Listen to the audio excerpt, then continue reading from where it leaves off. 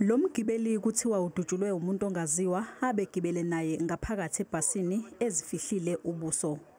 Lesi sigameko sithuse kakhulu abagibeli. They are really traumatized. Even me, I am. Even the other lady this lady that fall on her, the lady that died. Umsolwa kubikwa ukuthi usilandelile isisulu wasidubula ngisho sesingaphandle kwebhasi. Emva kwalokho washaya wachitha ngemoto encane yohlobo lwePolo.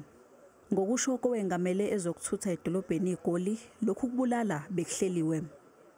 This is a clear hit. The lady was targeted. We are aware that she works at Nedbank. We spoke to the family, the husband. Amaphoyisa athi azokwenza konke okusemandleni ukuthungatha umsolwa. We are going to run around the clock to trace the suspects because, as you correctly said earlier, the bus was on this road when a passenger from the bus waited for other passengers to come in and he shot them, and there were 3, but he was concentrating only on this 40-year-old lady. Leli bhasi belinayo ikhamera ngaphakathi ezothunyelwa emaphoyiseni. Umphathi wedolobha iGoli uthi bazosebenzisana namaphoyisa ukuze kuboshwe isigilamkhuba.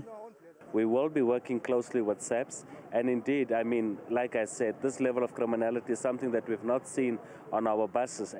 Kunxuswe umphakathi ukuthi uma kukhona umkhondo owutholayo ngalokhu kubulala ubikele amaphoyisa.